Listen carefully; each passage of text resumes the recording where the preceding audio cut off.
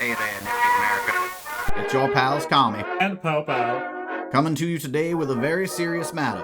So serious, Popo's having to come to us directly from the void, and we got dressed up. Yeah, I'm even wearing my business turban. Your business turban? You know what? We don't have time. We'll table that conversation for now. As I said, we're here for a very serious matter. It's the year 2024, and that means it's an election year here in the States. Statistics show that in 2020, the voter turnout was at 63.8%. But in the 2022 midterm elections, it was down to 45.1%, according to the Pew Research Center. And that information from Pew stinks. Ha! Nice one, Mr. Popo. But it does stink, though, as participating in the voting process is one of the few ways the American people can hope to have their voices heard. I admit, the current landscape of politics certainly would lead one to believe that our government is anything but By the people, of the people, and for the people. as Abraham Lincoln said during his Gettysburg Address. But simply silencing your voice by not voting is not the answer. And while politicians are Machiavellian at best, and choosing which one is best to take office is a lot like trying to decide whether you want to stub your left toe or your right, there are other things on that funny little piece of paper that help civic duty doers like you get your voice out there. Right you are, Popo. Aside from voting for different elected officials such as senators, governors, judges, and the like, the election cycle sees the introduction of things called ballot initiatives that you vote for as well. Now, I'm not talking about one or two here. Oh my, you, Kami.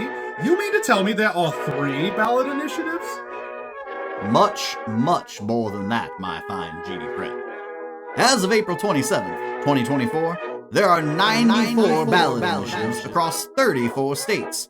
Examples being things like the Alaska minimum wage increase and paid sick leave initiative, The Florida Amendment Pre-Marijuana Legalization Initiative.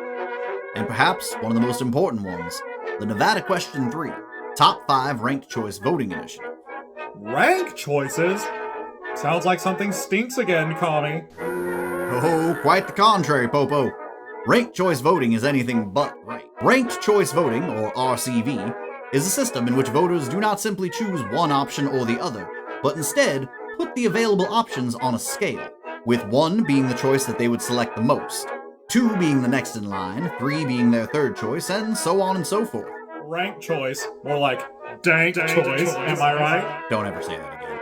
Don't tell me what to do. In all seriousness, the RCV ballot initiative in Nevada is huge, and could lead to RCV initiatives in other states, and with any luck, eventually, RCV being presented as the federal standard. So these initiatives only show up every 4 years? Kind of like the presidency, or is it every 2 years? Actually, there are election options every year at the state and local level. While there is a media surge every 4 years around who will become the Most powerful person in America. and the, Leader of the free world. there are elections in your state, county, and even down to your city every year that can have critical things such as ballot initiatives. So everyone and their mother always asks, Are you registered to vote?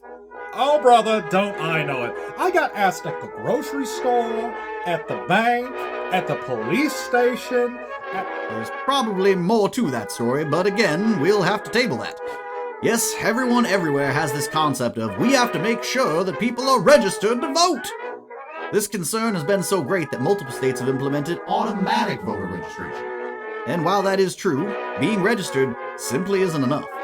Having cool sunglasses, a visor, and a fancy suit is nice, but you have to actually sit down at the table and get dealt in if you want to play poker. And the same goes for being an active, voting citizen. So, be registered. know your officials, and ballot initiatives. Know either your drop-off location or mail-in ballot procedures for your city and state. And go vote! So what exactly is a business turban? Oh, well, it's very funny you should ask. You see, I'm all about business, so it's really just a regular turban. Come on, partner, we were supposed to be dressed up for them. I don't know that. It's not like anyone else is gonna hear this.